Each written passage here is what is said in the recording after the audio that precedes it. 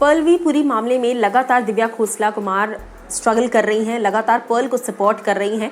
सिर्फ इतना ही नहीं बल्कि लगातार सोशल मीडिया पर कई सारे एविडेंसेस वो पोस्ट करती चली जा रही हैं। और हाल ही में उन्होंने 2 दिन पहले जस्टिफिकेशन दिया था इस बात का कि आखिर क्यों वो पर्ल के लिए खड़ी हैं, क्योंकि कहीं ना कहीं पर्ल के पापा अब हमारे बीच में नहीं रहे। उनकी मम्मी एक सीरियस एलिमेंट से सफ़र कर रही हैं। उनकी मम्मी की तबीयत बिल्कुल ठीक नहीं है, काफ़ी एज हो चुकी है और सिर्फ एज नहीं बल्कि हॉस्पिटल में है, तबीयत उनकी बिल्कुल ठीक नहीं है। और इस दौरान अगर पर्ल अकेले स्ट्रगल कर रहे हैं तो कौन उनके लिए लड़ेगा, कौन कोर्ट की सारी फॉर्मेलिटीज़ पूरी करेगा, कौन उनके लिए स्टैंड लेगा। इसीलिए ये सारी चीज़ें मैं कर रही हूँ ऑब्वियसली। अब इसके आगे उन्होंने फिर से सवाल उठा दिए हैं उन 2 लोगों पर जिनके इर्द गिर्द ये पूरा केस कहना कहीं रिवॉल्व होता है, एकता शर्मा और अनिल दोंडे, जिनकी बेटी के साथ ये बातें सामने आई हैं। पर्लवी पुरी और उनकी बेटी के बीच का ये जो पूरा एक मामला जो उठाया गया है। अब इस बारे में बात करते हुए वो कहती हैं कि if your 5-year-old daughter is raped, will any father or mother ignore this, keep fighting for a custody battle? The father lodged a complaint in 2019. Then why did he not pursue the case? Why did he kept quiet after he got the child's custody?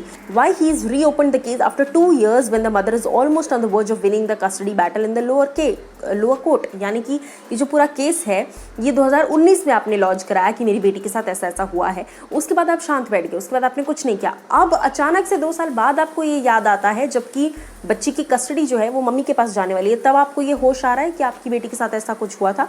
इस तरह के और भी कई सारे सवाल दिव्या खोसला कुमार ने उठाए हैं। साथ ही साथ वो कहती हैं कि जो मम्मी है बच्ची की, वो भी काफ़ी अपनी कॉन्वर्सेशन में काम और साउंड नज़र आ रही हैं। वो भी एकदम कामली बात कर रही हैं, एक घबराहट नहीं है उनको। अगर किसी के बच्चे के साथ ऐसा होता है तो हमेशा एक बहुत ही स्ट्रॉन्ग रिएक्शन सामने आता है। हमेशा माँ सब कुछ छोड़कर, कस्टडी का केस छोड़ो, ये छोड़ो वो छोड़ो, लेकिन पहले बच्चे पर ध्यान जाता है। लेकिन ऐसे में मम्मी तो बड़ी कूल एंड काम साउंड कर रही हैं। इसी के साथ साथ वो लिखती हैं आगे, do you realise that you are playing with life of an innocent man who has been jailed under a non bailable offence.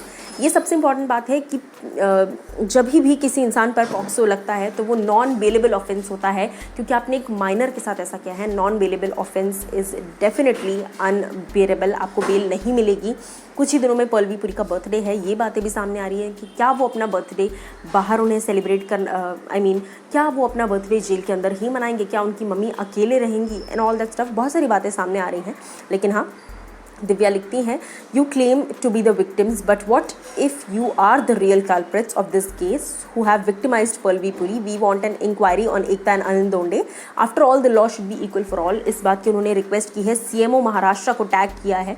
सिर्फ इतना ही नहीं बल्कि जस्टिस फॉर पर्लवी पुरी ये भी कहा है, और ये कहा है कि अनिल दोंडे और एकता, इन दोनों पर इक्वली इंक्वायरी बैठनी चाहिए, इन दोनों लोगों पर भी इंक्वायरी होनी चाहिए। जस्टिस सबके लिए इक्वल होना चाहिए, ऐसा उनका कहना है। आपकी इस बारे में क्या राय है और दिव्या की बातों से आप कितने सहमत हैं कि अगर बिना सबूतों के, बिना किसी चीज़ के अपने पर्ल पर इल्ज़ाम लगा दिया, उसको जेल भी हो गई, नॉन बेलेबल वारंट उसके नाम पर है, और यहाँ पर इन पर भी अब केस होना चाहिए, इन पर एटलीस्ट जांच पड़ताल होनी चाहिए कि क्या ये सच भी है जो लगाया गया है। आपकी क्या राय है इस पर, बताइएगा ज़रूर।